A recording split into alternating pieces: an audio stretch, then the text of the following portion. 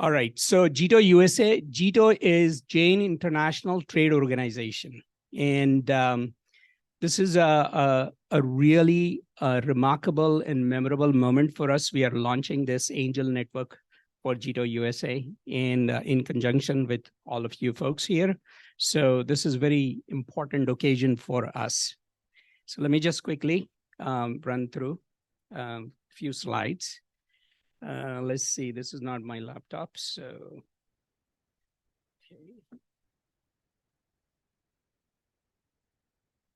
Okay.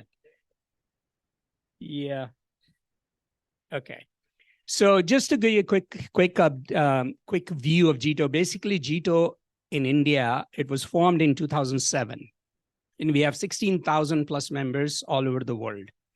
And JITO USA was formed in 2017, and we have chapters here like San Francisco chapter, New York chapter, Washington, DC chapter, and we recently launched in Dallas, for example, Atlanta. We are actually planning to launch in Tampa. We also have units in Los Angeles and Chicago, and there is a minor difference, but they are all chapters to begin with. And I will acknowledge some of the folks we may have from different chapters in a minute. But let me just give you a quick rundown here. So the JITO is primarily designed for economic growth, education, service, values, self-reliance, and security. The idea is to create an upliftment for all the Jain communities or non-Jain, but the Jain community primarily, to create the global business connections, because there are a lot of Jains are very rich and they're doing extremely well in terms of the community and in terms of the upliftment of the communities, I should say. Okay. Just to give you a sense here, JITO USA is part of JITO International Wing, and JITO International Wing actually connects to JITO Apex, which is the governing body. And we have more than 25 chapters, all over chapters and units, I should say, all over the world. And there are more than 100 chapters within India. So the power of connection, the power of networking is enormous. In US, we have New York chapter, San Francisco chapter, Los Angeles chapter, Chicago, Washington, DC, and Dallas.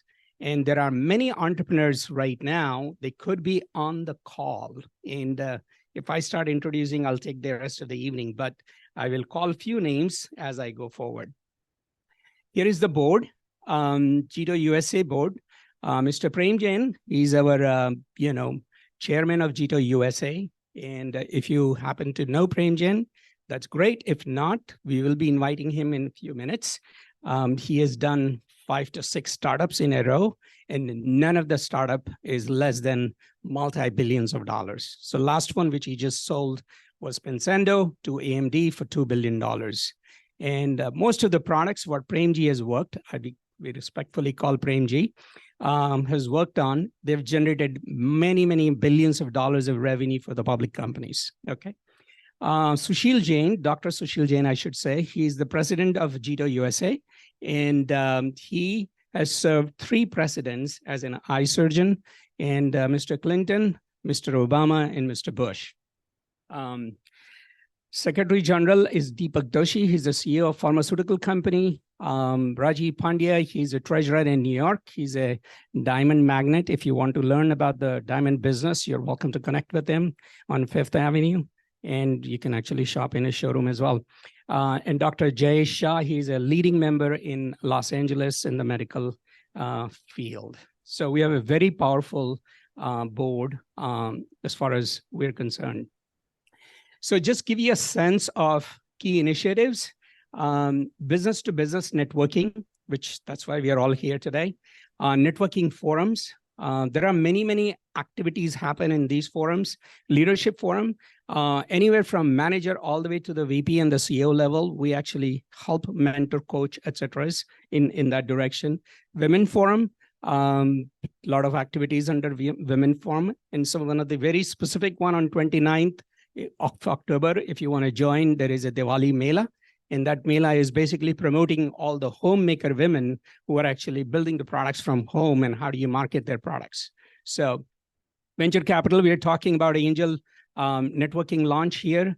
Internship drive for a lot of college students. They need a lot of support in terms of, making sure that a lot of connections, coaching happening for the internship. Future Jane Leadership Program. This is very important. This is 9th grader all the way to 12th grader. They run their own show. They run their entrepreneurship, leadership, management training, their own. We just help them facilitate them. Youth Exchange Program. There's a lot of talent is out there.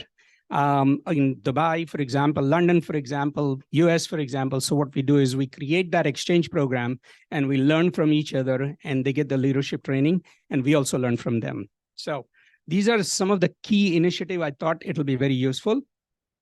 These are other examples I want to give you. We just did an entrepreneurship forum, workshop, I should say. It is in New York, 400 people. And the type of people we attracted, if you look at it, is phenomenal. These are the industry veterans in technology area, for example, or finance sector, pharmaceutical sector, healthcare sector, and so forth. So, 400 attendees were there whole day, and it was a great exchange of entrepreneurship and dialogues around the entrepreneurship. In Washington, we have a great deal of team, which basically focusing more on the government contracts for small businesses. Other one we did in Dallas, which is a landscape of opportunities and challenges for startup companies. We're doing breast cancer awareness with Dr. Yelda Nouri, and somebody was just asking me a few minutes ago. Leadership Forum, which basically designed for the corporate visits to sit down with the execs and try to understand what the challenges they go through on a day-to-day basis in terms of scale, in terms of the growth, and so forth. Of course, real estate investing is part of our life. So we focus on that as well as we go forward. Partnerships, we have partnerships, and specifically the partnership I want to refer here is working with the government bodies and try to influence the policies as we go forward. And not only just the US, but in other countries, it's particularly in our India and US relationships as well. Membership. This is a C6 organization, and C6 organization means it's by invitation only. And there are 4 different kinds of membership available today: founding benefactor, chief patron, life member, and of course, different kinds of annual members and so forth. So you can take leverage of all the activities happening. And last but not the least, we also have a corporate affiliation program and the membership program for that. We charge very minuscule amount considering what we can deliver, what type of activities and value proposition we bring to the table. So with that, I'm gonna just end here, because if you have any questions, I'll be happy to address. I just wanted to give you a little flavor of it. But I do want to acknowledge there are a variety of people on our Zoom call. Sushil Bhai was there? Okay. Sushil Bhai is Dr. Sushil Jain is our president. And Sapan Bafna is our chairman in Dallas and New York. New York also have a team of people. So, I didn't get a chance to see, but there are a lot of people are on board. So with that, if you have any questions, otherwise I will invite Premji Jain. He will come and help us out with a few words to share with us. Prem Jain, how many people know? Good. Oh, a lot of people now here. All right, awesome. Let's call Premji. Zoom, okay. Premji, are you there? Yeah, I'm here. All right. Can you guys hear? Hello? Yeah, we can hear you. All right. Just 1 second.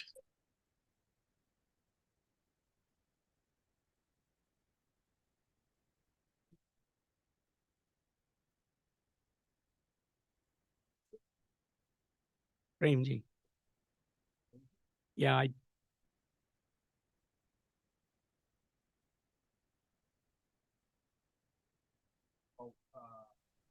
Can you hear me okay? Yes. Okay, sorry. I don't know what happened. So what I was saying is that, sorry, I was planning to be there, but I got a conflict with the UC Davis chancellor's Let me see if I can. I don't know where is the video. We Why can it's see not- now. You can? Yeah. Okay. So I'm here at UC Davis actually for a chancellor's meeting. I wanted to thank you. It's very important, I think, all of you to take time on the weekdays and come and participate on this launch. JITO Angel Network, the launch which is you are doing today is going to be very historical for us and for all of you who are participating in this. And make sure that this is just the starting point. We have a lot of work to do it here, and you know, you will have opportunity to meet with investors. You will have the opportunity to meet with entrepreneurs. You will have the opportunity to see what's going on in the technology area. Will be able to network with people, and you will be able to meet some people who are very successful and they have done, and you're going to meet some of them in biotech today, hear from them, and you will get the opportunity to see a lot of pitch. You know, people will make startup pitch and all that kind of thing. And this is, we're going to follow similar rules as being done in India, and we partner with them in a very strong fashion. So I want to congratulate the team which is put together, Sunil Bhai, Chand Bhai, and everybody else, Kamlesh Bhai, everybody who put a lot of efforts into this one. And let's make sure that we make it this very, very successful event. As well as, you know, going forward, we will have many more. So thank you very much for giving this opportunity to talk to you. Back to you guys. Thank you, Premji.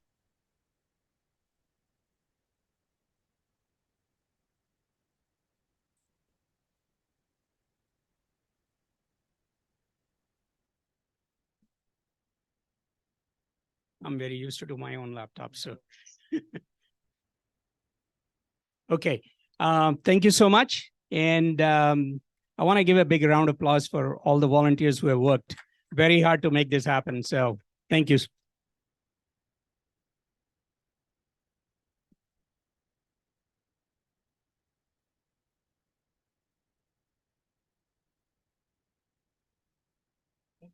We got it.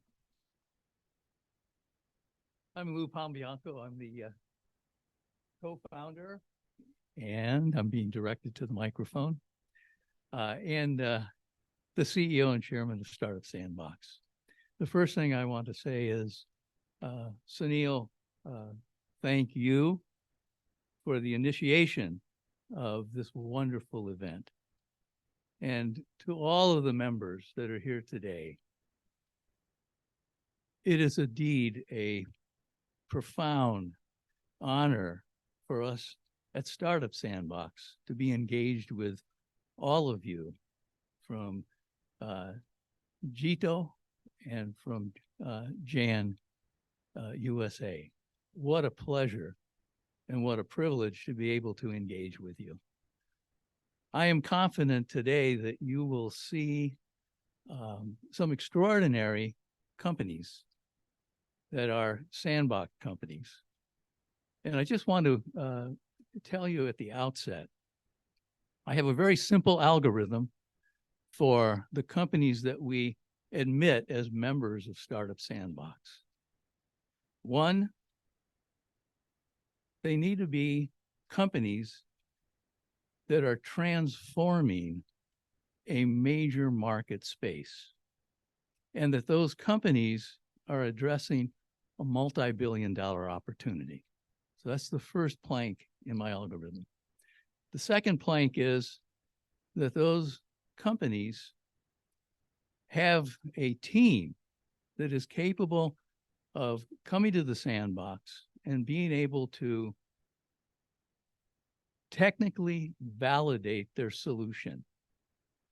And I bring in a number of individuals, many of whom are out of the founder circle, and some of them are professors at the university. Ed Green, Todd Lowe, for instance. And the third plank, which is equally important, is that the CEO of the company that comes to the sandbox is willing to take advice and pivot when a pivot is necessary. And if they're not, I thank them for their interest and I ask them to go off and do it their way. And if and when they break their pick, they're welcome to come back to the sandbox and take advice. Advice is important. The Lord gave us 2 ears and 1 mouth for a very good reason. We need to listen twice as much as we speak, right? So this is a basic rule that we have at the sandbox. So there we are. So welcome to Startup Sandbox. We are an incubator that serves both bioscience companies and software and hardware companies, and you'll hear from both this evening. And we are established as an incubator in this marvelous community of Santa Cruz. This is the hyper bowl of creativity. I think you may understand that the first genomic identity was done by David Hausler and his team at UC Santa Cruz. They were the first to map. And now with the work that Karen Miga is doing at the university, they're doing what's called the pan-genome. So across many populations, many ethnicities, the genomic profile is being laid out to all of our benefit. So it's a marvelous center of creativity. A little bit of history. Startup Sandbox was incorporated as a 501c3 nonprofit in 2017. So I need to say that we are both 6 years old. JITO USA and Startup Sandbox. And what an amazing amount of accomplishments you have done in those very short 6 years. And I think we can say the same for Startup Sandbox. University of California, Santa Cruz provided the initial funding for Startup Sandbox out of AB 264. And that was done through Janet Napolitano when she was the president of the University of California, Office of the President. Of that, we received $700,000 that we had to stretch a long, long, long way. Our original bid to build out the lab, which you'll see later, was $780,000. But as many of you are, I am also a negotiator, and I'm a Silicon Valley veteran. And we pounded on the general contractors, and we did the entire Sandbox lab for $370,000. So that's an accomplishment. Now, we signed a sublease agreement for 250 Natural Bridges Drive, and we completed the bioscience lab in 2018. But guess what? In August, when we took possession of this building, we had 7 companies that wanted to be in our lab. And we said, oh my God, the lab's not going to be complete until 2018, June. However,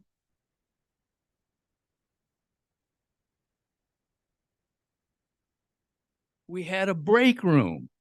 It had a tile floor, it has a tile floor, a water source. And we said, let's turn it into a bioscience lab, 300 square feet. And guess what?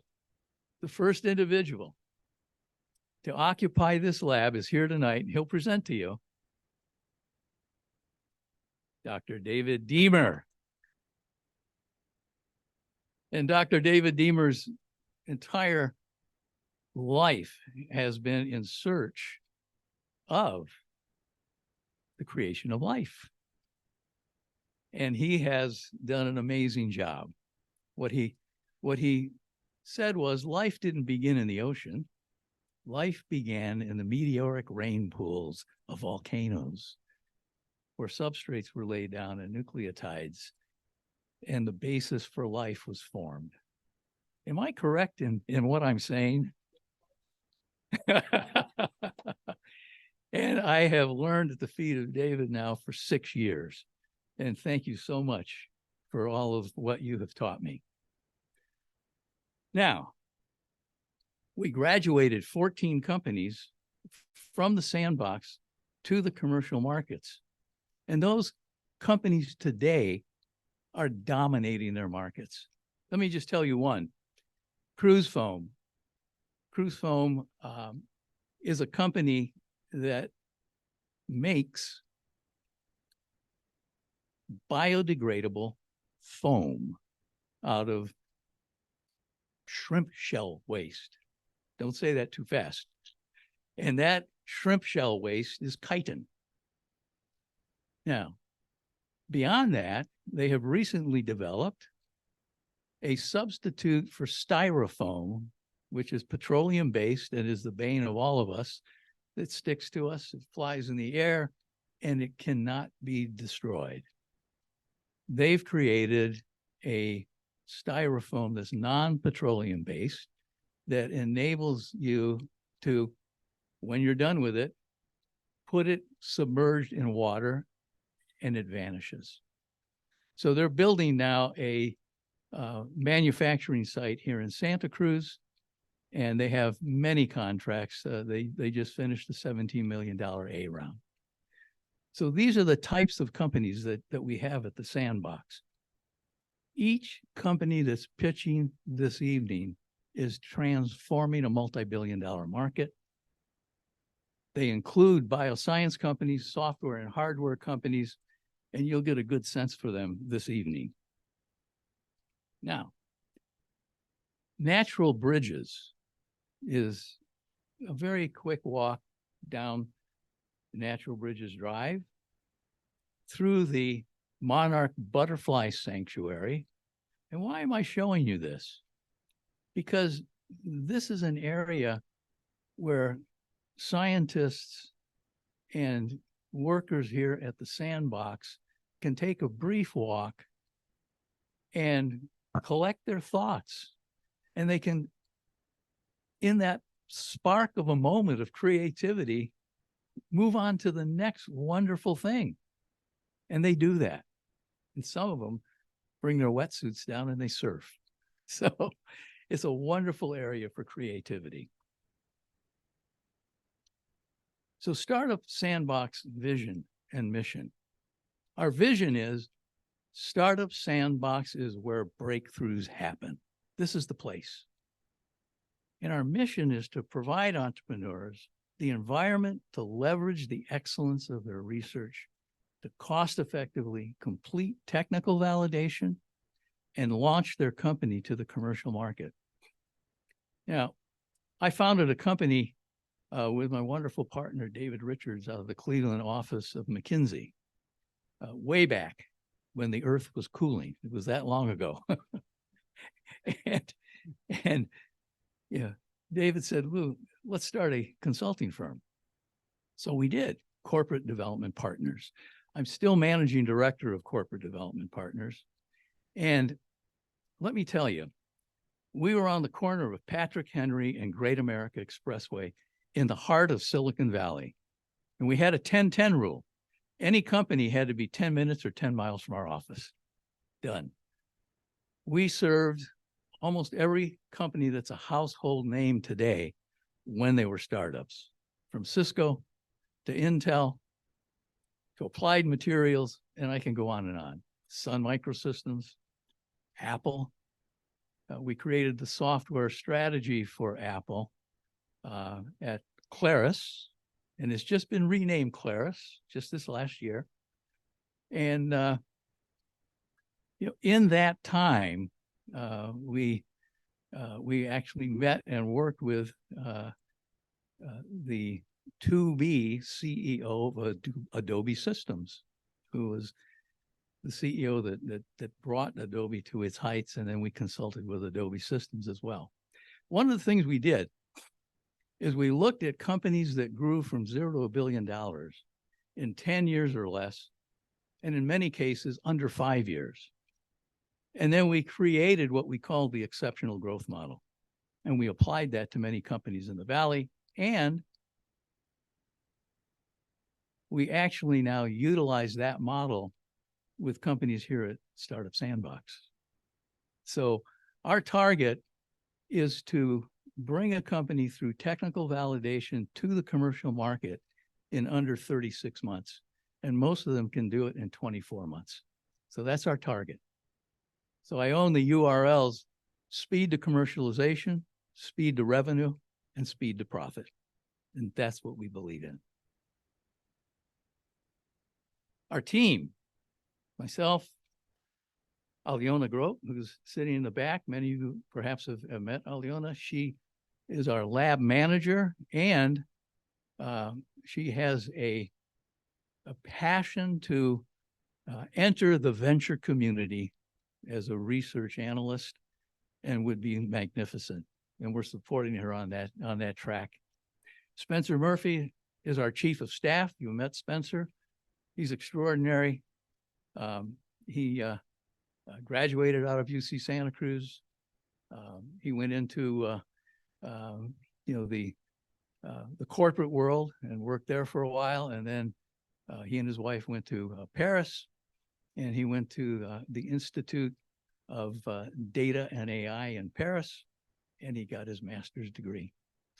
So thank you for everything you do, Spencer.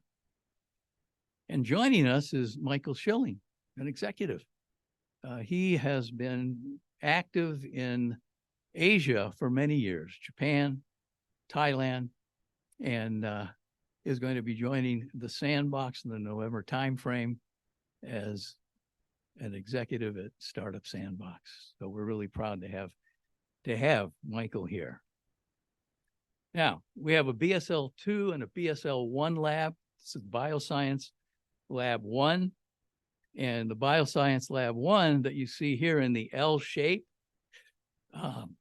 is something that we are very proud of. When we took over this building, the area that this Bioscience Lab is in was actually a warehouse. So it had forklifts, grease on the floor, spiders everywhere. But we also said this would be a great incubator. And we proceeded to build it out. This is the BSL-2. The BSL-2 lab has biosafety cabinets on the right. This is where you can do tissue samples and blood work safely. You know what they say, what happens in Las Vegas stays in Las Vegas, right? So this is under negative pressure, so everything stays in that lab. The previous slide, which was the large BSL-1, that's under positive pressure. And that positive pressure drives the fume hoods and allows evacuation of any toxins that might be in the area. So we launched the Founders Circle in 2018. My former partner, Judy Owen, and I were the founders of Startup SANDBOX. And Judy has since retired. We started and created the Founders Circle to support the companies that are here. So the individuals that have joined the Founders Circle provide a donation. And with that donation, we're able to add additional equipment and support our resident companies. The Founders Circle members are honored and showcased with a beautiful plaque, and we'll show that to you when we go down and look at the lab later. The Circle of Successful Community Leaders, Alumni Foundation members, community leaders here, bring their expertise to our companies. So they offer coaching, mentoring, and there's some extraordinary individuals. We have CEOs that have exited companies anywhere from $250 million to $7 billion. And these individuals provide tremendous insight into many of our individuals here at the Sandbox. So the Founder Circle members are invited to all of our events. They get to interact with the various companies, and they can see the firsthand technologies and solutions that these companies are offering. So it's a wonderful, wonderful opportunity.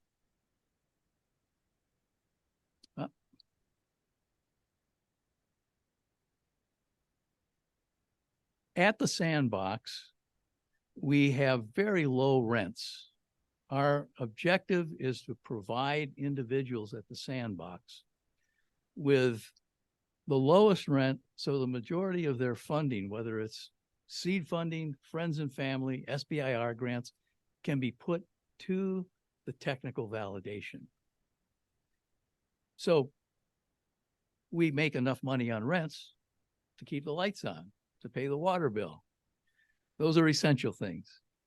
But we look for donations in order to support the Sandbox. So this is Elevate Startup Sandbox. And what we are presenting is the opportunity for individuals to, for $2,000 in a donation, which is also a write-off, they can actually support these companies, because that money then goes to buying additional equipment and to expanding the services of Startup Sandbox. Or they can become a Founder Circle member. And $15,000 enables you to be a member of the Founder Circle. And this gives you the opportunity to join other leaders, be in pitch competitions, be advisors to many companies. And this is a wonderful opportunity. A patron contribution is very important. You know, many of us watch Masterpiece Theater on, public broadcasting, KQED. There are individuals that are patrons. They provide funding in order to enable these marvelous things to continue. And they don't have to take a part or role, but they make it possible for us to see these incredible performances. And then $150,000 contribution is an advisor to the Startup Sandbox board. So I'm chairman of the board of Startup Sandbox, and this will allow people to become advisors to the board, interact with the board, provide guidance to our board of directors, input. They're preferred investors for current and graduated companies, so we connect you. And then you have naming rights to the bioscience incubator, and you'll be immortalized on the legacy wall with the naming rights of the incubator. So these are the ways that we continue to support our companies and provide ongoing services. We'll have ACH wire instructions, and if there are any questions, you can contact us at startupsandbox.org. So, your partnership with the Sandbox is so important. We were funded as an incubator serving the University of California, Santa Cruz. So many of the research companies that are here came out of the labs at UCSC. Additional companies have joined the Sandbox to engage with UCSC's leading research, genomics, bioinformatics, and many other areas of excellence. So you'll actually create the future for health of humanity and the health of the planet by supporting Startup Sandbox. And we truly see this happening every day. And then finally, we race to win. So I am an avid ocean racer, and my father commissioned a painting of a bark schooner in the South Pacific at sunlight as an engagement present to my mother. And as a child, and I mean infant, I can remember laying on an oriental carpet in our living room and looking up at that painting, and I was imprinted forever as a sailor. So I sail a Grand Prix racing boat here in Santa Cruz. I've done races to Mexico, 5. I've raced to Hawaii twice. And we race around the buoys here in Santa Cruz and San Francisco, including the Rolex Big Boat Series at the St. Francis Yacht Club. So it's a passion. You have to have a break in life, don't you? Yeah. You need a little bit something. So Startup SANDBOX, I thank you. I'm honored for our association. Sunil, who is a Founder Circle member, thank you for all that you have done. We appreciate it. And thank everyone here. Thank you.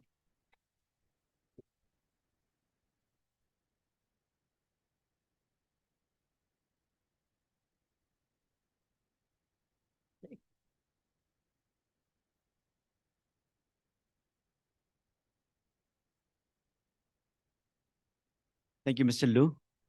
Thanks, Spencer, Michael, and everyone who gave us an opportunity, because this is a significant evening for us, because we are launching something which is we are just going to enjoy for years and generations to come.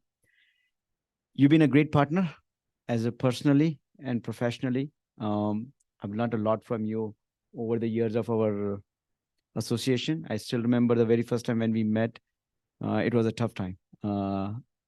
Pandemic was there, and every bit of penny was important for everyone. We were going through a financial crunch. Met with Mr. Liu, and I could feel the sense of urgency, and that's when we decided to make a commitment. And I can tell you that was one of the best commitment we have ever done. So thank you, Mr. Liu, for the opportunity. We truly appreciate that, and I'm hoping this journey will continue. Before we start the presentation for JITO Angel Network, and I know there are like 10 more presentations, so we are between the so from the agenda perspective, right, we will have the startup present. Once we finish our presentation, startup will present, and then there is a lab tour. So make sure that you take that lab tour, and then dinner will be served, and then we can hang out more. But before we start, right, Mr. Liu, we would like to invite you and Spencer, because as a expression of the gratitude, right, we would like to hand over something to you.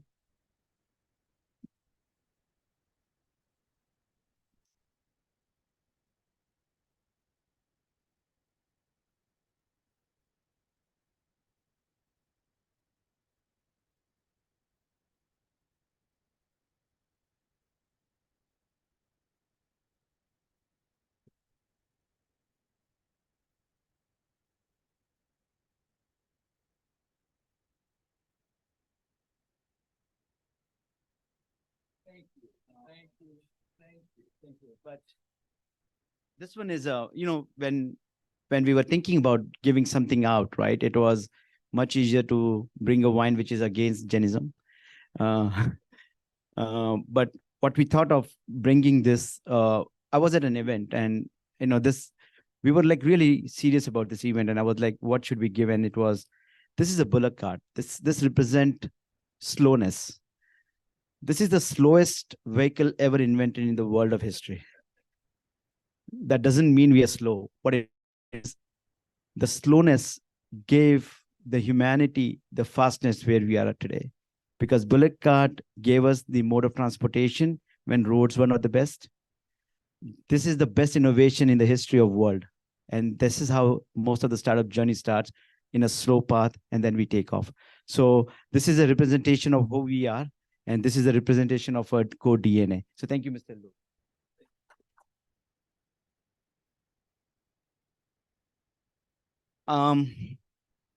Kamleshji, and you'll see we call G or Sa, which is out of respect. And we really respect each other. So he talked a lot about JITO USA, but I want to just take a few minutes about who we are as a community. And that will showcase the value what we carry. I I think there were 10 companies earlier. And when we looked at it, right, we shortlisted 9 of them, and there was a reason behind it. So just to give a very simple semblance, we are Jewish of India. We contribute the largest GDP. We contribute the largest tax dollars for India. And I don't think so India needs an introduction in terms of the growth and the GDP, what we carry. So we as a community contribute the largest part of success.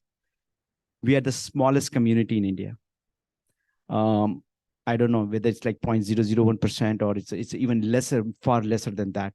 But we control pretty much financial part of the world, of India, and for India's world right now.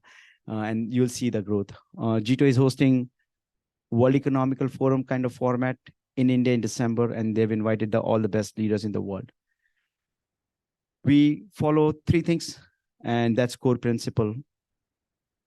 Ahimsa, Aparigraha, and Ekantavad.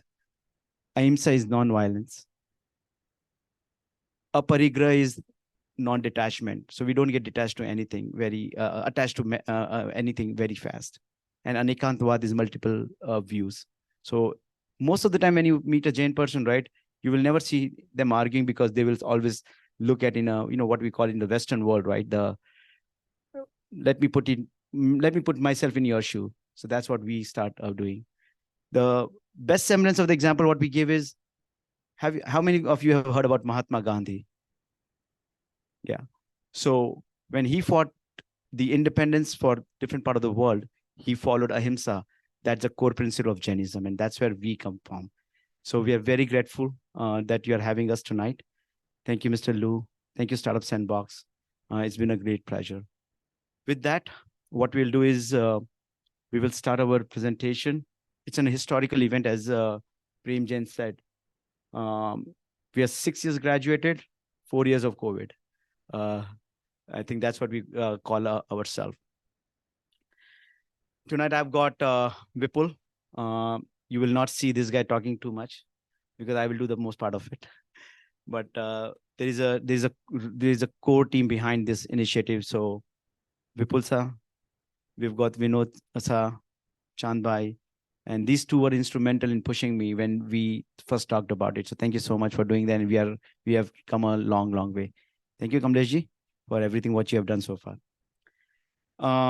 JITO Angel Network. So we are in Silicon Valley, right? So we all understand. Actually, you know what? Let me just take it off. We are in Silicon Valley. Angel networking does not need any introduction. So today, what we're embarking on a journey is bringing the best of the mind of Jain community, and it will be depreciating the value if you say we have got a lot of money, we've got a lot of wealth, we've got a lot of knowledge. That's where the right way to put the community is. So we're bringing those best of the minds together, and we are hoping to build a partnership where we can enrich the experience of each other.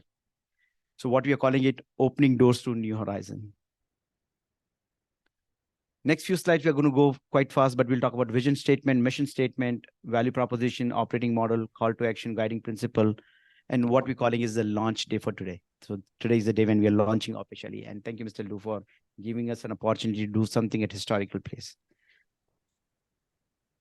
The vision is empowering JITO member with accessible ventures globally, because what we truly believe, the world has become a global, to a point where the boundaries are just for the passport, but the investments are available all over the world. And that's what JITO, because the way Kamlesh explained, it's not just about US or India, but we've got a global chapter all across the globe. What we are on a mission is to connect JITO members to the curated ventures for the investment opportunity, leading to the increased potential of wealth creation. And I think that's what we are talking about. It's, this is the organization where we want to help do the wealth creation for people. And that's where we want to bring in the right mindset and right opportunities together. In terms of the value proposition, JITO Angel Network will bring curated deals that will do the time saving expertise, because, in this room, I can see successful entrepreneurs, successful executives, and people who have made significant difference in the life of people.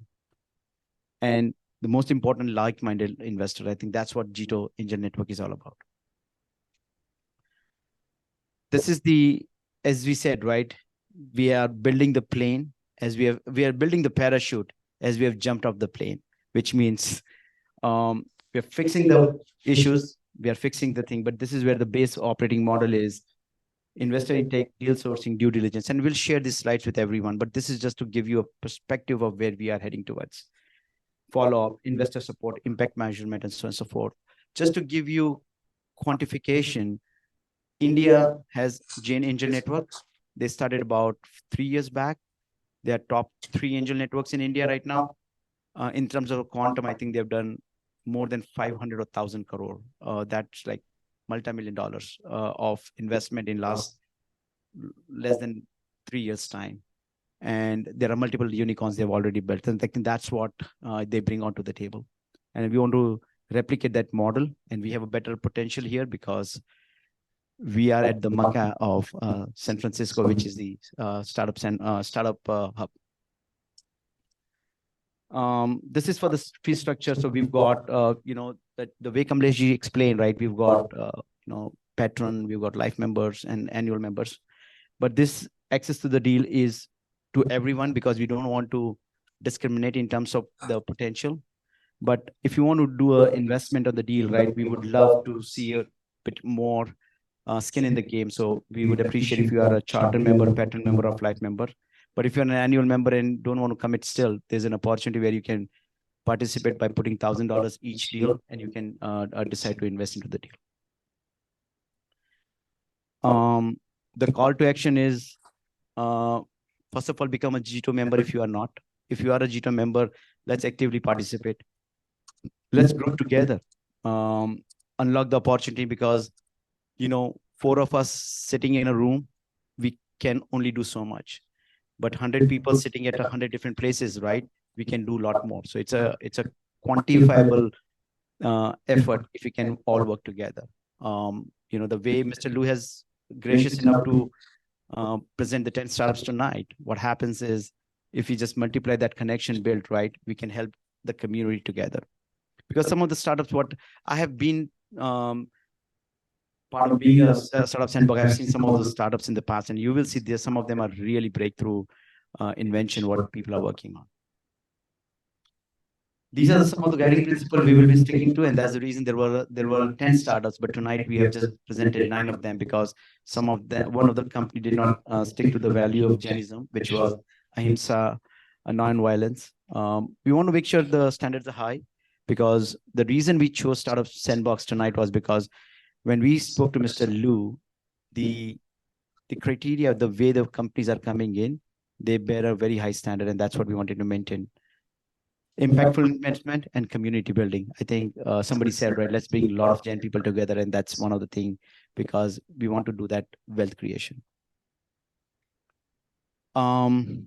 It's not just, it's about, the committee is, myself is Sunil Ranka. I'm the chair for the committee. We've got Vipul Parmar. He's the vice chair. And we've got the members across different parts of US, which is, we've got Chand Mehta and Vinod Sa from San Francisco, Mikisha. We've got a few folks from Dallas, Jigar, Shell, and Bhupesh. They are from DC and other places. We're building the advisory team, but which is like a constitute of Prem Jain and Kamlesh Mehta. We're looking for more, and we'll continue to add as we go. This is where the mindshare comes of membership. 15% of them are successful founders and investors. 40% of them are senior management technology leaders. 20% of them are top Silicon Valley talent. We've got a great women and entrepreneurship leadership because, they really focus on home-based building businesses, and year over year, we are bringing them together. This is the first time they have an open forum. The beauty is we've got high schoolers, which means we are investing into the next generation. And these are going to be the future founders, investors, and entrepreneurs. So that's where we are covering the whole, what we call the enchilada. And that's what we are really, really proud of that. And this is the moment we've been waiting. We started having a conversation of launching. We took almost like 5 months before we decided that this is how we are going to do it. And tonight is the day. Again, thank you, Startup Sandbox. And so we are officially launching today.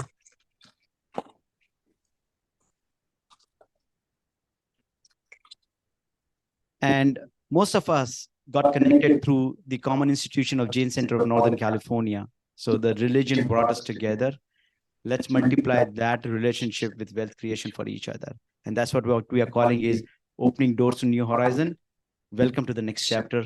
And let's give a big round of applause to each other. And, you know, in Jainism, right, whenever we start something new, we all say, Bolo Shri Adinath Bhagavan ki. So this is the, you know, we say, thank you, Lord. And, you know, God bless us. And let's see if we can do better. Thank you guys for making it tonight. It's a tough drive. I know it's only 45 minutes drive, but it could take an hour and a half, but we really appreciate. Thank you to all the founders, because being in a shoes of a founder every hour is important, especially if you are doing the fundraising, and you giving 3 hours stuff to us means a lot. So I have known some of them personally. Thank you, Denzel, for making it. I know you just had closed the round, and I know every hour is important for you. So it means a lot to me. So thank you so much for being here tonight. This is the ask, but what we will do is, you know, local chapter involvement, event promotion, feedback enhancement, and any connections you have, you're more than welcome to bring more startups so that we can host events like that, and let's multiply the effect. Last but not the least, thank you, everyone. Thank you, Startup Sandbox, for being here tonight. Thank you so much.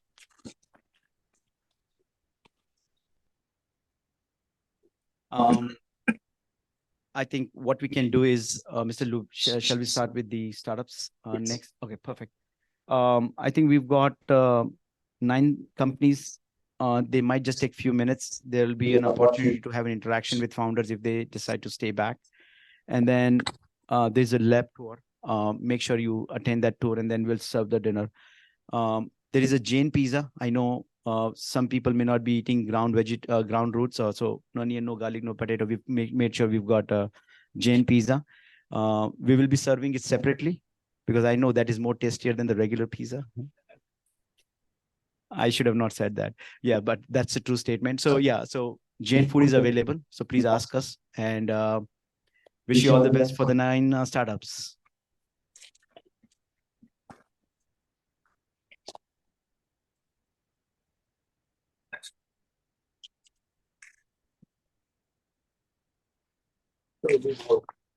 Begin the presentation.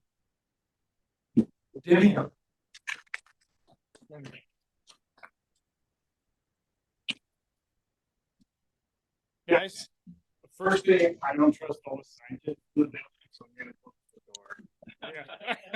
door. So I'm Denzel Wessel. I've had the privilege of getting to know Lou and Sunil and team. It's probably been one of the most amazing parts of my career, is getting to know the people over here, the people that are driving Startup Sandbox. You know, I had a chance to come to the Valley. I'm originally from South Africa. I ended up here in Silicon Valley about early 2000s. And, you know, I had a great run of a whole bunch of companies. I've been an entrepreneur, so, you know, building a lot of emerging technologies and a lot of the big companies here in the Valley. And I've had something I always wanted to build, you know, on my own, on the outside. And I remember, you know, finally getting introduced to Lou. I was like, you know, the missing puzzle piece from your career over the years. And, you know, Lou really became a big champion of ours, and a great mentor as well. And I was fortunate enough to get the opportunity to actually start a company in Sandbox with the tutelage of Lou, and, you know, had the opportunity to meet amazing people like Sunil. And I'll tell you, one of the most amazing things about that experience is finding a set of people that have a very strong moral compass, right? I've, you know, having lived in the Valley, you know, we've had all sorts of experiences. And, you know, finally ending up here at Startup Sandbox and getting to build something, this felt like home for me. And so, you know, I will forever be thankful to the entire team for everything that they did. And, I think it was very different being the non-biotech company in the Valley. We're focused on software and security.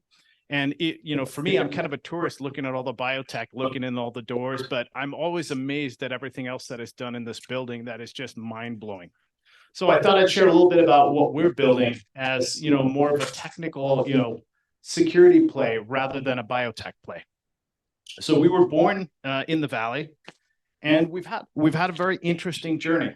We're building a new platform. So if you think of the way network application security is done, we're building the next step change in technology that's focused on data security and how companies deal with data across their organization. And what's really fun is it's another new category defining technology as well. So when we start working with organizations like Gartner, they don't really know where to put us because we break the way everybody describes, data security, data management, et cetera. So it's fun to be kind of pushing the envelope of what's new. And being able to have an advisor like Lou in your corner and a set of people that can support you when you really are pushing something new has been instrumental for us. And I'll tell you, let me tell you a little bit about our journey. We actually started working in the sandbox, during the pandemic. And, I remember talking to Lou. I said, Lou, I've got this idea that I want to build. I really don't want to be CEO. I just want to, build the technology. And I think that was the first therapy session that Lou had with me.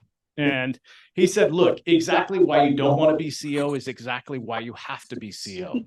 And honestly, for me, it was really a career-changing moment, and I will forever remember that discussion with Lou. And honestly, I think it changed the trajectory of the company. We're about 18 months old now, and kind of the way the journey went is in the first 6 months we had our first acquisition attempt for the company, and I think Lou's advice looks keep your nose to the grindstone, keep going. It's going to get a lot bigger. About 10 months in, we had our first term sheet for our seed round. And I remember, picking up the phone, calling Lou, super excited. And, we go through it. Lou's like, no, it can be a lot better than this. Just hold. And, what did Lou really help and Sandbox help? They said, look, let's find let's find another angel. We'll put a little bit more gas in the tank and let's go a little bit further. And I'll tell you, so this was back in February of this year. And, we recently closed our seed round, in the last month.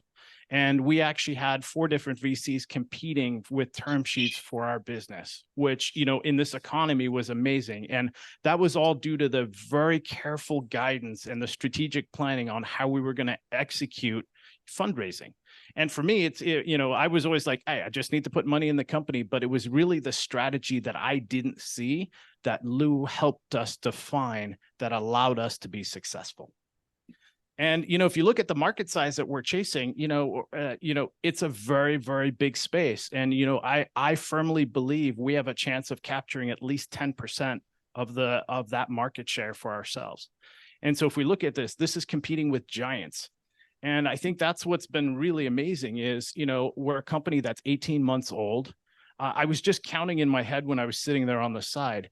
I think we're working with about 7 of the the global 25 companies that are out there, and we're still tiny. We're 15 people now, and we're working with defense, finance, healthcare, all the name brands that you would think of, because we've been able to build a company that has been ready for that.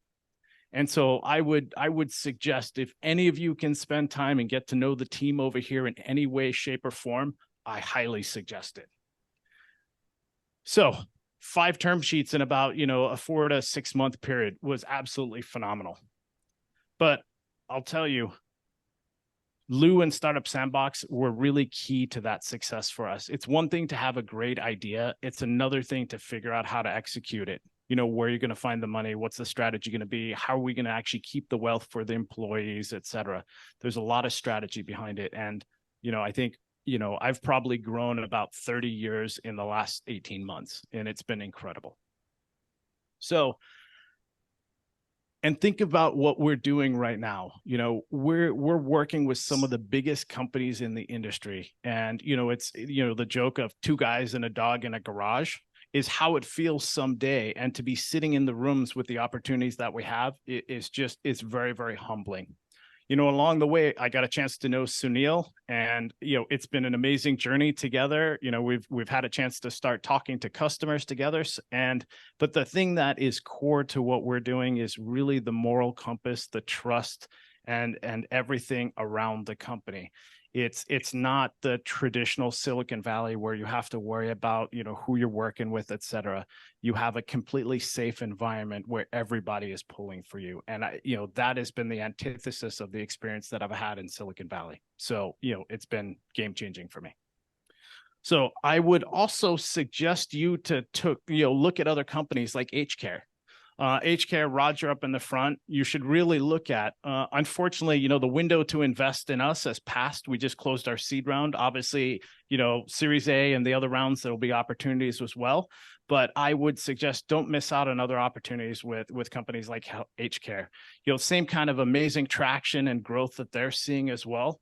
I definitely pick up the phone and see how you can get involved, because with the leadership that is here, it will be successful. And that's what's amazing about this. It's just really planning for the right execution around success.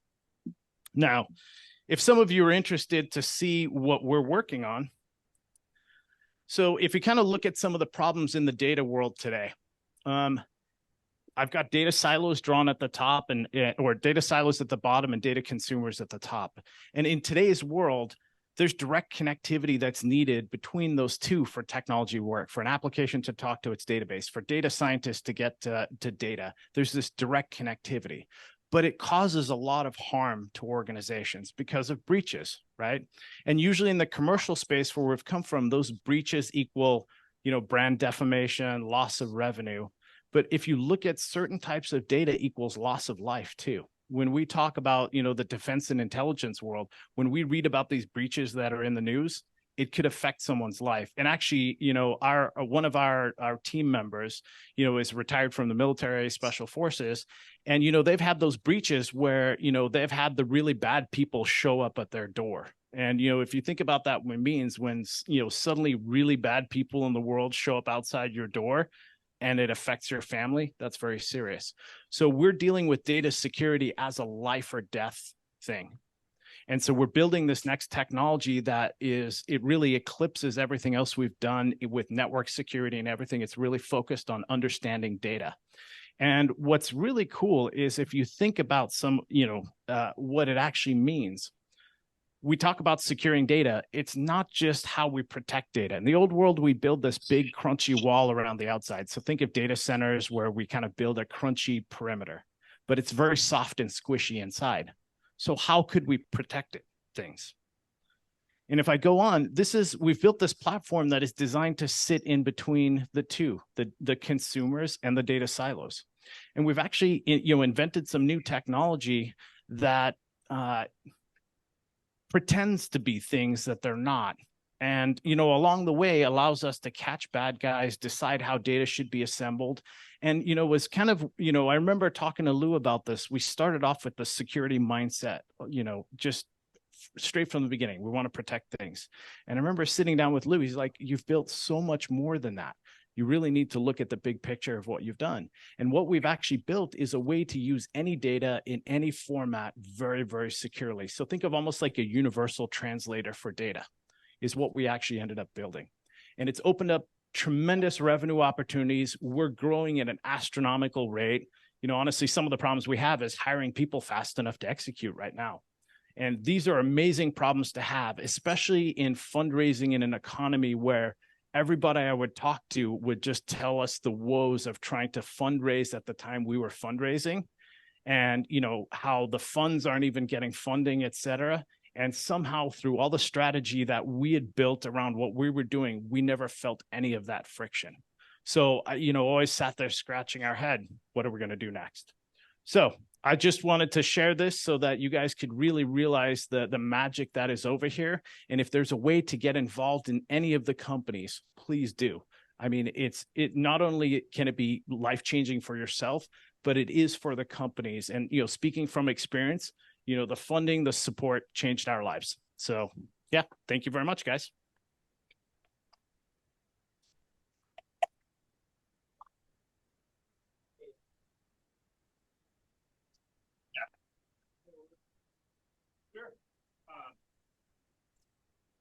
So one of the things that came out of our platform is actually, how companies are working with AI. So we built one of the first, AI, security solutions for AI. If you think of today's world, when people go to build training sets for AI, creating vectorized data for AI, you take data that you have that you've tried to build security and controls around, and you throw away all security, governance, and control, et cetera. And we've built a way to actually reconstitute that security back at, the generative AI or your LLM usage time. And this is something that is kind of taking off everywhere because so many companies have banned the use of things like ChatGPT. And what we've done is been able to bring a solution to market that allows all of these, global 2000s to actually turn on and start leveraging AI. And I think it's incredibly important to look at that. We actually did a bunch of analysis around it. We found that if you were to take a developer or an engineer's 30-day output, with AI, you can achieve that same output in about 6 hours, but you have to be able to use the AI model very, very safely and securely. So that was one of the things when we were looking at what we're building, we found that there's these perfect use cases that we could solve that, honestly became game changers and took, 12, 18-month sales cycles and turned them into, well, hey, I would love this if I can get my hands on this tomorrow. And that's kind of the experience we had. And all of that has been spending a lot of time with, people like Lou and getting feedback on, hey, how do we tweak this just a little bit to accelerate? And, Lou's exceptional growth model that he describes, is magic. And the more you can learn, it'll change your life. I guarantee it. So hopefully that was what you were looking for, Lou. All right. Thanks, guys. Roll into each one of the presentations, and we're gonna keep it at 2 minutes or less. So here we go. Thanks, Lou. Apologies for the slow movement. I just had knee replacement surgery, so you were looking at me like, "What's up?" And that was 3 weeks ago, and I'm walking today. Good evening, everyone. Good morning to some of you. Thank you for having us. I'm Roger Sanford. I'm CEO of HCare Health. We're a PBC, so we're Delaware C Corp. That is a public benefit corporation. And what I love about this audience is the alignment of values. Denzel's company, Demium, and we are partners. We are reliant on Demium because lives are at stake with our business as well. We're in healthcare. And thank goodness, because we also have an alignment of values, which we have with this crowd. So I'm very grateful to be here. What HCare has done is we've deployed what is AI as a service. And it's a new category. We've had people say, you're like the iPhone before the iPhone. It's hard to describe what we're doing, but I'm going to try in less than 2 minutes. But I'm going to do a quick break and ask everyone in the room and on the camera, just take a moment, stand up, stretch a little bit. Go ahead. You've been sitting for an hour and a half. Come on. All right. Wave your hands, roll around. There we go. They're doing it. I hope you're doing it. Okay, great. So what we're looking at in our partnership with Demium is rolling out products this year that can transform healthcare, which is a multi-billion-dollar, even trillion-dollar globally opportunity. We look at $100 million ARR within the next 3 years. And that sounds harsh or crazy, but we have a way to do it. First thing is we've had traction. We've been able to get our first contract, and we'll be rolling product out to a company called CCS. In November, we get $1 million for that. We've got a customer pipeline of contracts already ready to go. We have channel candidates, and they're big names like Microsoft who want to partner with us. And we're looking at doing all this on $1 million of seed capital that we've raised already from private investors and some of my own capital. Take my name tag off. The team has an expert background. They come from all walks of life, but mostly I'm very proud of our clinical advisory board because those people are doctors from Johns Hopkins, Harvard. They've done the stint. They understand it. We have psychologists who are working with the VA and have ported 20 years of their research into our database. And then the technology. Our alpha product will be shipping this quarter. So tomorrow is our 2-year birthday, our anniversary of being a corporation. So happy to be here with your celebration of startup. We're 2 years tomorrow. And what we have is a combination of blockchain to go out and find people's medical records, and then using Dimium, secure it in transit so that all medical records can be accessed. And you choose, as the owner of that, who sees it. We have cognitive AI in our mix, and I'll show you more about that with our products. Our AI engine has been 5 years in pharma, working for some of the biggest brands in the world. And then finally, our security, thanks to Denzel and our own work, exceeds HIPAA and GDPR. So we are above the global standard. What's happening in healthcare, particularly in America, we learned it during the pandemic, is it's broken. And you could use an expletive to say how badly broken it is. And it doesn't make sense because it's a major part of our annual revenue. It's a major part of our economy. We have some of the best people in the world working in healthcare, and yet it doesn't work. And why? One example is revisitations. People go back to the hospital in an endless loop because they don't get the right information when they leave. We have hospitals and insurance companies in a tug of war over what's the right way to go. Insurance companies dictating to hospitals what is right, hospitals going bankrupt because they're not getting paid by insurance companies. And in the middle are the people, the doctors and the patients, who are paying the price of all of this.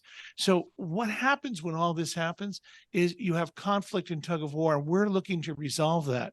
The first thing is we're delivering the hospital at home and credibility. So yeah, there's devices, and some of you are in medical devices, you know it, that can go home and report in, but they don't inter-network. What we're looking at is across the board a platform to understand what's going on at home, but more importantly, understand what the person's going through at home. I've just had 3 weeks of dealing with a replaced knee with a robotic surgery. And I'm walking today because I followed what we're building. I followed my treatment plan. I followed my physician's medical plan. I followed the physical therapist plan. All of that is part of what our software does to help people, and then they give feedback. And my caregivers have known I've given a lot of feedback. But we look at the foreground of treatment being able to be customized, increasing accuracy, and of course, lowering costs. So the three key products that we have: OT Key, that's our launch, that's with Dimium in partnership. That means all your data, AI driven, you can see where everything is. Wendy AI, spelled worldview enabled, nuance driven AI, or for augmented intelligence. Wendy is a caregiver. She's there to help you stay on path, get better, and in the future will be also a wellness engine. And then finally, Secundo. Secundo is in development, but Secundo will be able to offer a second opinion from Johns Hopkins, from Boston Medical, which is Harvard, from Yale New Haven, from all the university hospitals. Stanford, didn't mean to leave you out. I have a great team. I talked about that, but I know I'm running out of time. I would love to talk to you during the break and explain more, but I really want to thank you for this opportunity. And we're really happy to have potential alignment with you all, because we do look at it. It's a values-driven organization. Thank you very much.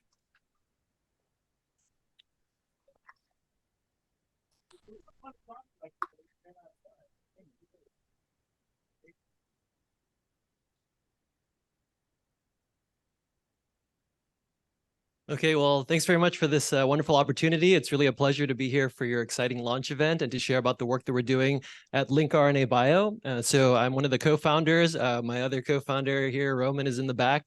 And I'm also a professor at UC Santa Cruz, just up the hill. And we've really developed some exciting technology for cancer early detection in my academic lab.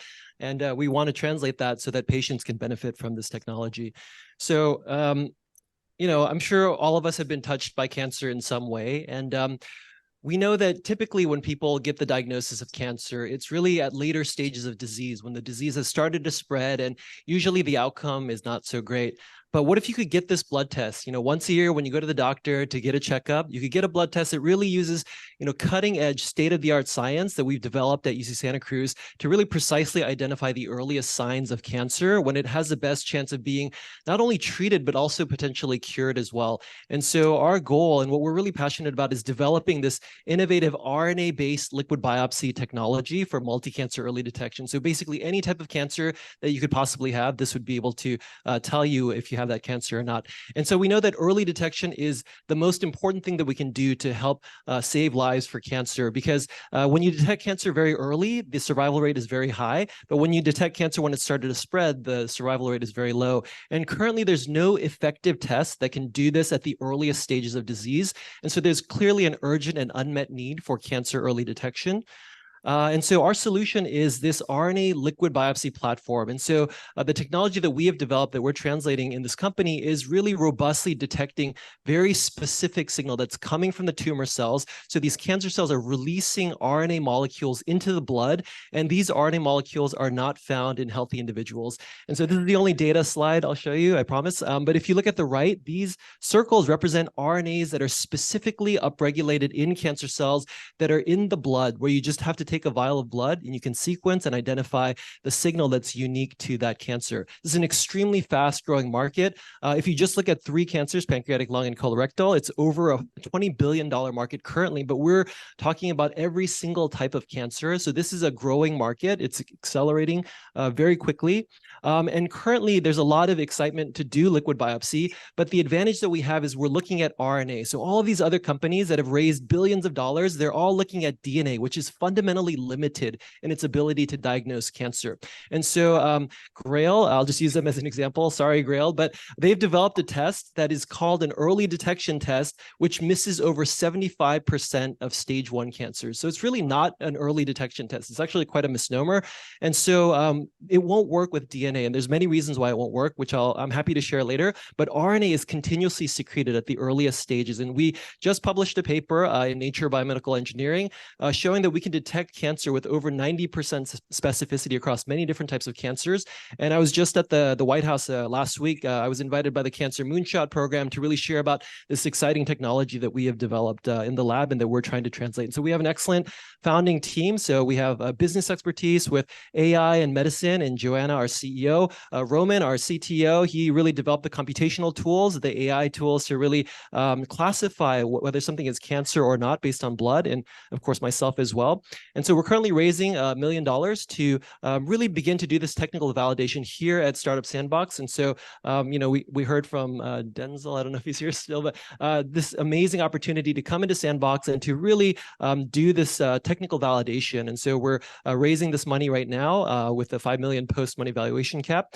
And so, yeah, really thank you so much for the opportunity. I'm happy to talk with hopefully many of you afterwards. So thank you.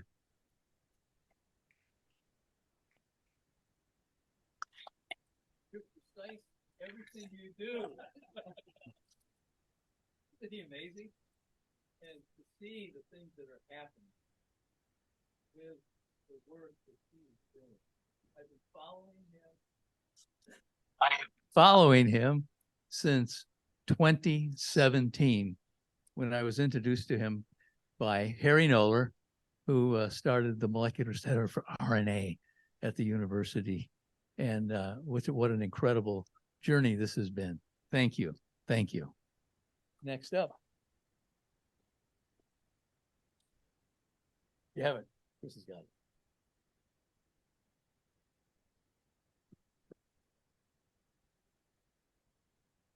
So thanks for this amazing opportunity. I'm humbled to be in the presence of so many illustrious people. I do have a little bit of a background in India. My wife's father-in-law was working there for many, many years as an anthropologist in southern India. And so I visited many Jain temples, not one here yet. So I'm the Chief Science Officer of T Neuropharma. We are a biotech company using T cells, a type of immune cell, to track and treat Alzheimer's disease. So the problem is there's no solution for Alzheimer's disease, obviously, and there's a dire need for early diagnostics because as Daniel pointed out, for any disease and particularly for Alzheimer's, early intervention leads to better outcomes. There's no easy way to achieve this right now because the currently available diagnostics detect the disease years to decades after the process already starts. So our solution is the T-Track diagnostic. It targets an early causative event, and I don't use that term lightly. I've seen it thrown around about many things, but we've gone through the 3 steps that you need to go through to actually prove that something is causative in biology. It's a blood-based assay, so minimally invasive and more effective than existing blood biomarkers for Alzheimer's. So the total available market worldwide is based on yearly blood screening. That's just under $75 billion. The served available market for Alzheimer's test is just over $3 billion. We hope to make this into a yearly screening test to approach that larger figure. So business-wise, we're in discussion with existing diagnostic companies, some very prominent. There's obviously a dire need for a minimally invasive blood test for Alzheimer's, and T-Track diagnostic is a candidate for acquisition within 3 years. So these at the bottom here is just shown some recent acquisitions. We would be at our stage closer to the left-hand side, but we hope with the technical validation that the SANDBOX affords to move much closer to the right-hand side in about 1.5 years. So as far as our market position, we're absolutely unique in the, this is actually an earlier version of this slide. So the PET scan on the lower right should be moved further towards the left because it's not looking at a causative event. We are, and our target is completely unique. Most of these other diagnostics look at amyloid targets or tau targets or other more established targets that are not causative. Okay, so this is our team. Cristina Trujillo is our CEO. She has a background in academia as well as entrepreneurship, leading cancer research programs, as do I. I came from Cedars-Sinai.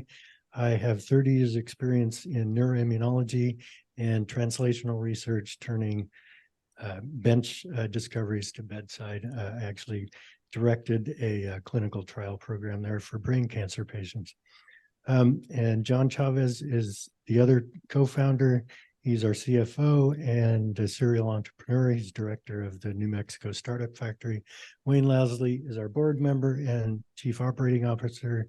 He has over 3 decades experience in pharma and developing drugs to come to market, including Alzheimer's drugs. So we currently have an open convertible note of $600K, of which $200K is still remaining on a $4 million cap or 25% discount. So that's who we are, and I'd be very happy to talk with any of you in more detail, tell you about our technology and the promise. Thanks very much.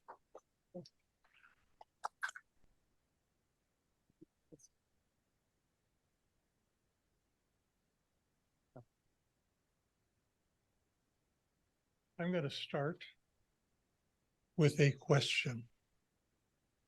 Where did DNA come from? 4 billion years ago, life began, we think. Did life invent DNA and RNA, or did DNA and RNA somehow come to occupy the early Earth before life started? So that is a question I've been working on for the last 20 years. It came up as a way that I was playing around in a volcano in Kamchatka, and I was asking an origins of life question. What would happen if I put, say, prebiotic soup that we just kind of make up, amino acids, nucleobases, phosphates, so forth? What would happen if I put that into a boiling hot spring on the slopes of Mount Matnovsky in Kamchatka? And what happened was quite extraordinary. A white foam appeared all around the edge. And the reason that appeared is because I'd included a fatty acid in that mix.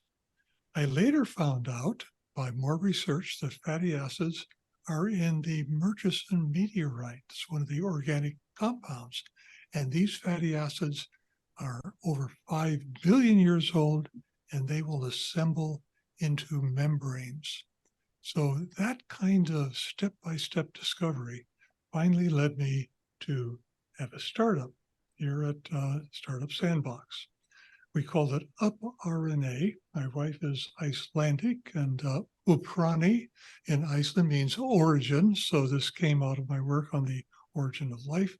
And that word was invented by Ed Schulek, by the way. He's the chief of the Eden Rock Sciences, LLC. He founded the first couple of years that I was working here. Well, our vision is to take advantage of these discoveries we've made, trying to answer that question. And we want to develop an inexpensive process by which pharmaceutically active ribonucleic acid can be synthesized. So in the next 4 slides, I'll show you what we want to do. Market validation. By the way, I'm not a businessman, I'm a scientist, so I didn't really know what market validation meant until I was challenged to put all this into 2 minutes of talk. And I promise you, I'll have to go over a little beyond 2 minutes, taking a lead from the other speakers so far. Therapeutic RNA is a rapidly expanding product. An example is the Pfizer and Moderna vaccines made with messenger RNA. That was new, but there's a lot of other stuff going on the side that is also RNA based. That means that there's a research market, such as I'm in. I'm a researcher. And the research market is dominated by Thermo Fisher and Sigma Aldrich. So that's where we go if we want to buy RNA to do our experiments with.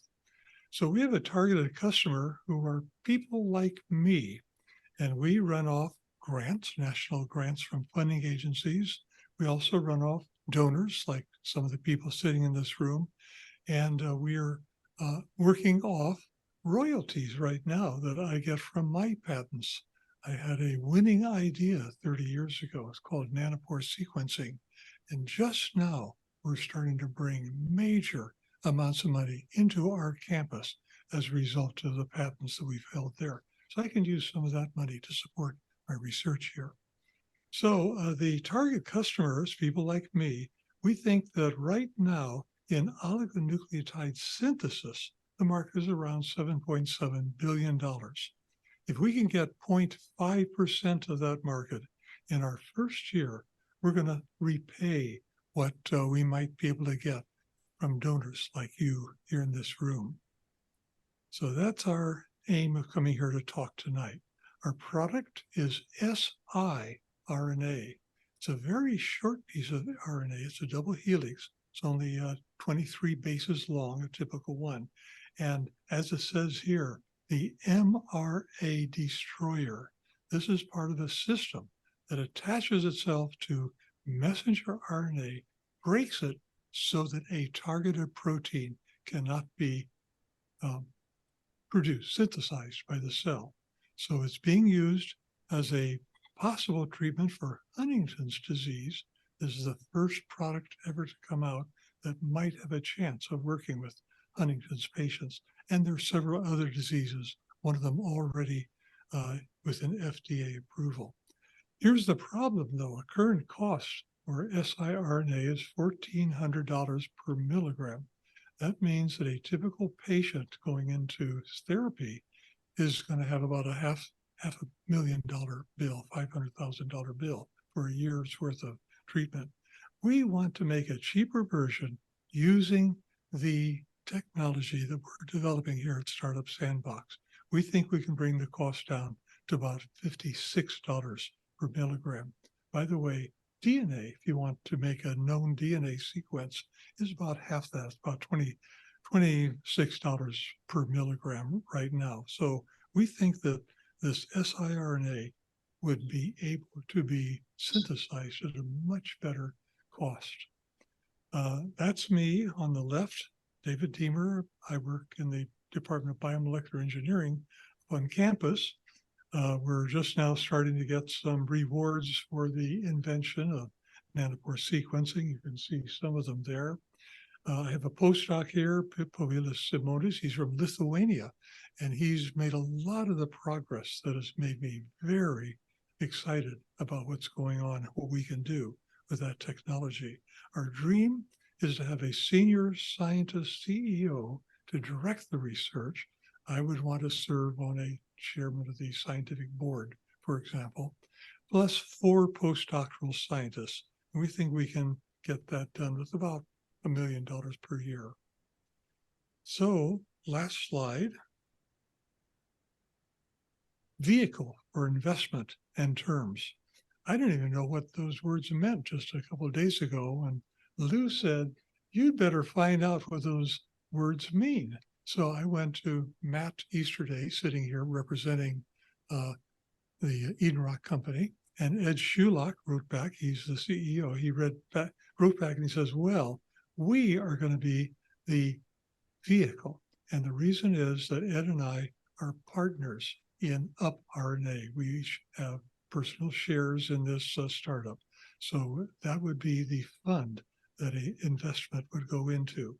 Our terms are that investors will get participating preferred units in Eden Rock, $1 million minimum investment.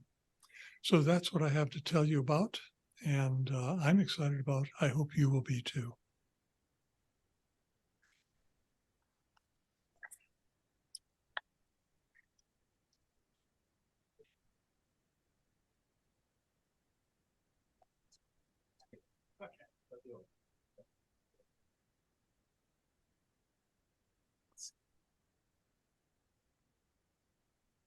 Good. Oops. I'm Nate Newman, and I represent Ferromagnetics, and I'm going to talk to you a little bit about what we're doing. We've created a first portable diagnostic device to monitor the freshness of the food we eat and the air we breathe. And I think you'll see it's a pretty remarkable technology. So what we've done is we've taken the equipment on the left. It's a conventional one you'd find in most university labs. Costs hundreds of thousands of dollars, weighs about that of an automobile. And what we've done is we've made a dramatic reduction in the size and the cost. And you can see the scope of it on the right. And we made it inexpensive, a few $100s, and something that you can carry around. And it allows you to do diagnostics that would change the way business and consumers operate. So what we've done is we built this device, and we have an application lab. Chris Zhu is our research scientist in the back room, recent graduate, UC Berkeley, chemistry. And what we've done is we've taken a commercial device that is calibrated, and we've been developing ways to diagnose things. So the Food and Drug Administration, restaurants, grocery stores, and even the consumer would like to know when the food goes stale, when it starts to spoil, and when it's not safe to eat. And what we can do is we can give you a precise date for each one of those, absolutely accurately. It's just a linear function, and we monitor. What we're monitoring is actually a chemical reaction. And whenever there's a chemical reaction, you break a bond, and we detect that. We can detect from parts per billion with this technique. Don't need to for most of the things we're talking about, up to percentages. So the dynamic range is just phenomenal. Many families suffer from allergen illnesses and also food poisoning. So we can detect the chemicals that cause fish poisoning. We've all had our events with that.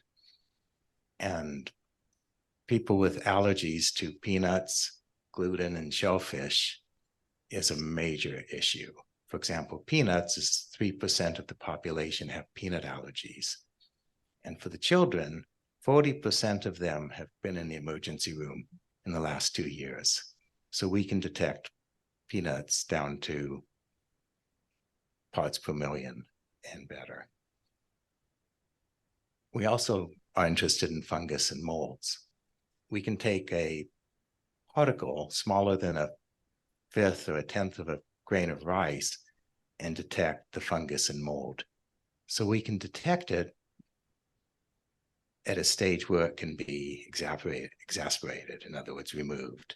And also we can do this in fruits, we can do it in foods, and we can do it in household molds. Think of the New York floods. Wouldn't it be nice to know if fungus appears at an early stage so that you can mediate it?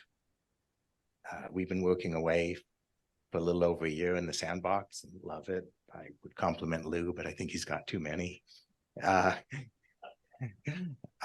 So we basically have a working prototype, and you can see that we can test the chicken, fish, drinks, coffee. We can tell when the coffee roasting is just optimal for those coffee lovers out there.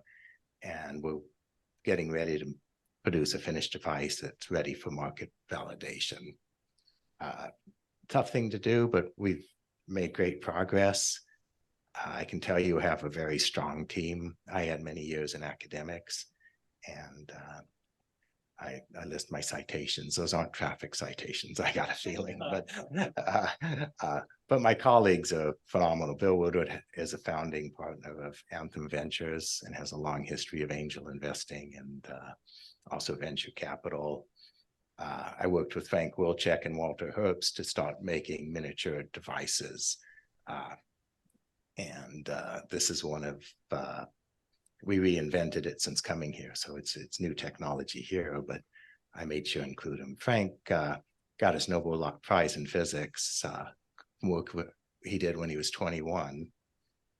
As a mathematician, spent 6 months doing physics and wrote down the equations for quantum chromodynamics, which is also called an asymmetric freedom. It explains how the nuclei stay together. It's also the main, most likely candidate for dark matter. So if the measurements work out and they show it, he may get a second Nobel Prize. So I'm jealous. Walter Herbst is one of the premier designers in the world. You probably have 6 to 12 things in your home that he developed. He was the best of decade awardee by the Business Week magazine and the Industrial Design Society of America. So I guess that was the last one. Okay, we skipped the one that things have gone a little bit in terms of the development and the marketing, and we've taken a little bit further than we did. So we finished a pre-seed round, and we're looking for some bridge funds. So we had a $4 million pre, $7 million post, and we're looking just to raise $600K in the next bid, and it's an equity fund. So we haven't approached our original investors, but we definitely are motivated and interested to anybody else who's interested in what we think is a very exciting venture.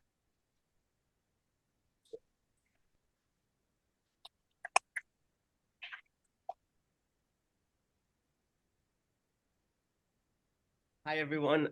Thanks for giving me the opportunity. Oh, wrong one. There we go. Okay. Hi, everyone. My name is Danny Seth. I'm with Redwood Bio. We are going to revolutionize how Alzheimer's disease is detected. So if you see what's happening today in the Alzheimer's world, a lot has changed in the last 2.5 years. We now have the ability to treat Alzheimer's so long as it is detected early. Those are the key words. There are 4 biomarkers that are discovered today. More and more are coming. But the key is, how do you detect them in blood? Because of the blood-brain barrier, these biomarkers exist at very, very low concentration levels. We're talking attomolar concentration levels. And if someone can detect them, then you can predict Alzheimer's 15 years before symptoms appear. And this is proven research we can get into. So what is the problem today? So today, if someone has Alzheimer's, you pretty much go to a doctor, and what they do is they order a PET scan. Well, at that point, as someone discussed earlier, it's way too late. Or you go get a spinal tap, and that is very painful and comes with very high risk of paralysis. So what you need is a blood test. Today, no simple blood tests exist. We have equipment that can do mass spectrometry, but they're not a clinical assay. They cost too much, and it's like taking a tank to go shopping when you just need a car. So it's a big market. Millions of patients are going undiagnosed. The key is, how can we detect something with this technology? At the core, we're engineers. We have developed technology that what's done today with a $500,000 machine, we can do it for $50. Whether we look at the machine on the right, can go up to picomolar. We have never, ever failed to go below attomolar, and we can do it for less than $50. We are 100 times more sensitive, we're cost effective, we're non-invasive, and more importantly, we can be placed in a clinical setting.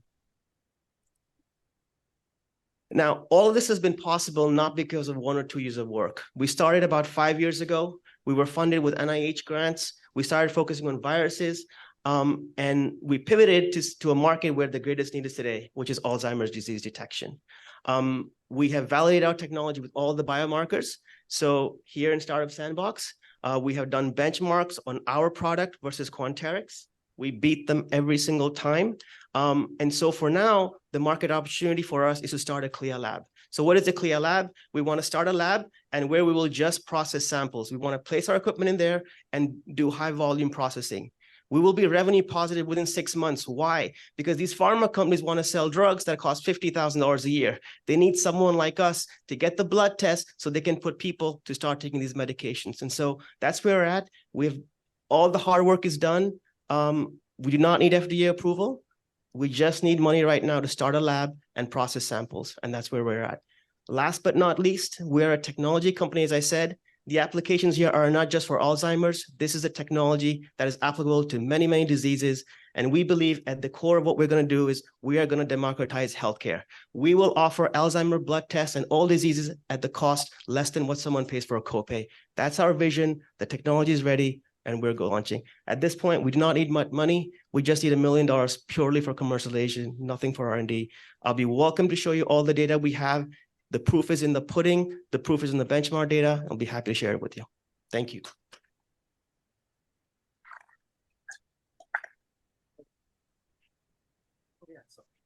Oh, not but not least, I'm just a finance guy. I don't know much. I'm the CEO. The real engineers are the people, Mustafa and Ali. They're professors and PhD students at University of California, Santa Cruz. And it would be our pleasure to talk to you and explain what we have. Thank you.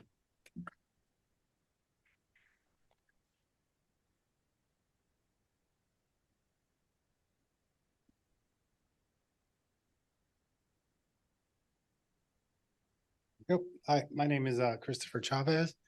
I'm the VP of Research at Vizgenix and UC Santa Cruz alum. So at Vizgenix, we work on dry age-related macular degeneration, or dry AMD, and it causes decline in central vision and it's due to loss of the photoreceptors in your eyes. So patients with this disease struggle with everyday tasks such as reading, facial recognition, driving. It is the most common cause of blindness in the elderly. There have been 2 drugs recently approved, but they have very limited benefits. They also require monthly ocular injections. And so this is a pretty big burden on these elderly patients to get to the clinic, every month. So what we do as Vizgenix is we're developing a novel, it's a first-in-class, best-in-class gene therapy for dry AMD. We have a different mechanism that acts upstream of these currently marketed products. would be a single injection, result in lifelong therapeutic benefit. So this would dramatically improve quality of life for these, these elderly patients. So dry AMD affects about 10 million people in the United States. And the market is expected to go to over 15 billion by 2030. And an example, this company, Apellis, just got a drug approved called Syfovre. And this is one of these limited efficacy drugs, but it's still predicted to reach $2.5 billion in peak sales. So our business model, so our exit point is to obtain human clinical proof of concept, and we would sell the company. Expect to do that in about 3 years. So ophthalmology and gene therapy are high value, high growth areas. There's hundreds of billions of dollars acquisition capital available, multiple exit opportunities. And these are some examples of recent exits. So Astellas acquired Iveric Bio for $5.9 billion. So their recently approved dry AMD asset. See, Lineage Cell Therapeutics licensed Opgen to Genentech for $50 million upfront, $620 million milestones, and this was on 24 patients in a phase 1 study, right? So, and Novartis has bought in Gyroscope Therapeutics, $800 million upfront, $700 million, and this is after 28 patients in a phase 1-2 study. So there's a lot of money in this space. So we see Visionix as a high value company in the space, again, because it's a single injection, lifelong benefit with a novel mechanism that's addressing the underlying cause of AMD. And these injectable complement inhibitors are lower value, again, because it's frequent injection. The mechanism doesn't address the underlying cause of AMD. And then kind of low value things are like medical devices, diet, vitamins. They have some effect, but not much. And again, they still don't address the underlying cause of dry AMD. So we're currently raising a $1.5 million bridge round. We've raised $775,000 so far. We have $725,000 remaining. It's a price round. $10 million pre-money and participation gets you rights in future rounds.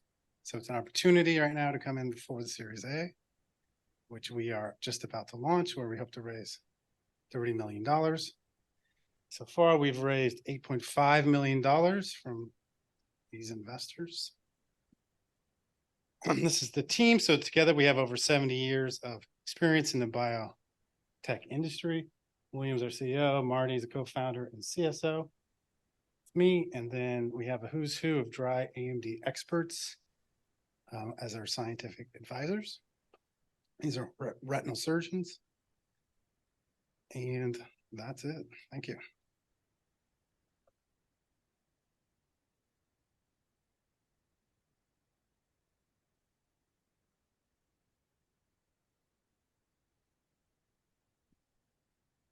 Good evening. I think I'm in between you and dinner, so thank you very much, Lou, for having me. There is one molecule that is responsible for 50% of the food that we eat. It's a little fertilizer known as ammonia, and you cannot make ammonia without hydrogen. But the making of hydrogen today is responsible for 1% of global CO2 emissions. We at Peregrine aim to make hydrogen cost effectively and without CO2 emissions. We do this through changing the paradigm of hydrogen production. We make a second co-product in sulfuric acid. Those two are critical for fertilizer production together, and they are value production in terms of co-production. We do this in a chemical process. We take in sulfur, water, and electricity. The supply chains exist for all of these in the same location. Our patented technology is electrolytic in nature. It uses electricity to convert the two feedstocks into hydrogen and sulfuric acid. It does this in a way that does not produce CO2 and is cost effective with conventional hydrogen production today. We are focused on fertilizer market. all of the world's phosphate fertilizer is made using sulfuric acid, and all of the world's ammonia is made using hydrogen. Together, these are a $50 billion market, and we are focused on them primarily. There are other markets for these products, but we're focused on the fertilizer market. We are cost competitive with the incumbent. The incumbent is fossil-based hydrogen production. It's a process known as steam methane reforming. The nearest competition from a clean perspective is known as water electrolysis. It uses just water and electricity, but it uses a lot of electricity. Our technology, because of the co-production of sulfuric acid and lower energy demand, allows for cost competitiveness with the incumbent without subsidy. With subsidy, we can achieve even negative prices. We have an excellent team. I am the CTO. The rest of the team has deep technical background and multiple successful exits in technology companies. We just closed a seed round earlier this year, and we're mainly focused here on connections from offtake agreements and commercial opportunities in the fertilizer space. Thank you very much.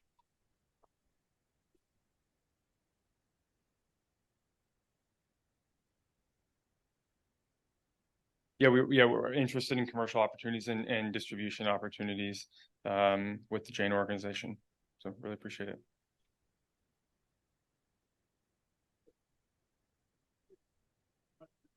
Pleasure. Thank you. Thank you all of the presenters. I think you'll agree there are some marvelous companies at the SANDBOX today. They keep giving me this. I don't know why. I have a loud voice. So I've just been asked if we can do a group picture.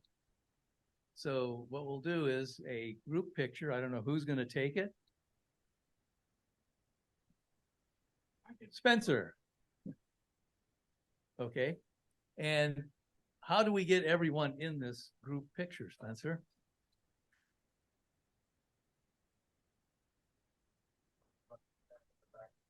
It's called a panorama, my man. Panorama, baby. All right. We're going to take a few. I'll begin now so you can put your smiles on when you face you.